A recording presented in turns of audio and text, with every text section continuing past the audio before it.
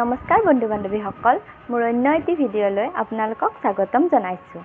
আজি ঘৰুৱা পদ্ধতিৰে চুলিৰ যত্ন লোৱা আহকচোন। আপোনালোকৰো বহুত চুলি সৰিছে নেকি? যদিহে চুলি সৰিছে মই যি ধৰণে লগাইছো আপোনালোকেও লগাই চাবচোন। মই কিন্তু এইখিনি লগাই চুলি সৰা সমস্যাৰ পৰা বহুখিনি পৰিত্ৰাণ পাইছো। প্ৰথমতে জবা ফুল আৰু জবা ফুলৰ পাত ললো, এতিয়া মহানিমৰ পাত লওঁ।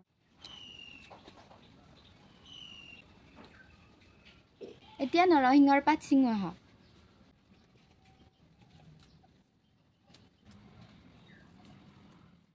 এতিয়া এলোভেৰা ছিঙিম। এলোভেৰা আপোনালোকে চুলি অনুসৰি ল'ব। মোৰ চুলি ঘন বাবে মই দুডাল লৈছোঁ। আপোনালোকৰ যদি চুলি পাতল তেতিয়াহ'লে এডাল ল'লেও হ'ব। এতিয়া গোটেইখিনি ভালদৰে ধুই ল'ম। আপোনালোকে ইচ্ছা কৰিলে ইয়াত পিঁয়াজো দিব পাৰিব, মই কিন্তু পিঁয়াজ দিয়া নাই। এইখিনি চুলিত লগালে চুলিখিনি মজবুত আৰু লগতে চুলিখিনি মিহি হয়। জবা ফুল আৰু জবা ফুলৰ পাতে আমাৰ চুলিখিনি মিহি কৰে আৰু নৰসিংহৰ পাতে চুলি সৰা বন্ধ কৰে। মহানিম আৰু এলোভেৰাই চুলিৰ বহুতো সমস্যা দূৰ কৰে। ইয়াত অকণমান পানী দিছোঁ, এতিয়া এইখিনি পিচি লওঁ। এইখিনি পিচা হৈ গ'ল। এইখিনি লগোৱাৰ আগত চুলিকেইডাল আগতে ধুই ল'লে ভাল। মই ৰাতিপুৱাই চুলিকেইডাল ধুই লৈছিলোঁ। এতিয়া এইখিনি লগাওঁ আহক।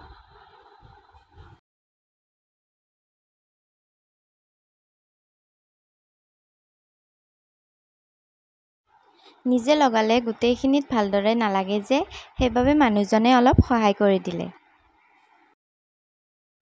মোৰ লগোৱা হৈ গ'ল। মোৰ লগোৱা হোৱাৰ পিছতো অলপ ৰৈ গৈছিলে, সেইবাবে মানুহজনকো অলপ লগাই দিওঁ বুলি ভাবিলোঁ।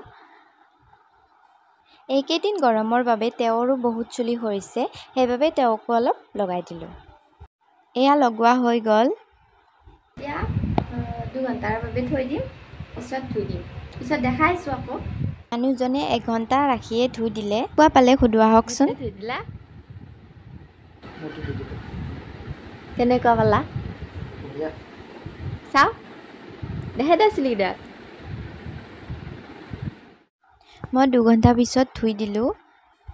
চুলি পাতল হ'লে 1 ঘণ্টা ৰাখিলেও হয় আৰু ঘন হ'লে 2 ঘণ্টা ৰাখিব লাগে। এনেধৰণে যদি আপোনালোকে সপ্তাহত 2 দিনকৈ লগাই চুলি সৰা বন্ধ হ'ব আৰু লগতে চুলিকেইডাল আৰু ধুনীয়া হৈ উঠিব। চুলিখিনি শুকোৱাৰ পিছত কিমান ধুনীয়া হৈছে চাওকচোন। মোৰ এই চুলিৰ ভিডিঅ'টো আপোনালোকে কেনেকুৱা পালে কমেণ্ট কৰি জনাবলৈ নাপাহৰিব দেই। ভিডিঅ'টো শেষলৈ চোৱাৰ বাবে আপোনালোকক অশেষ ধন্যবাদ।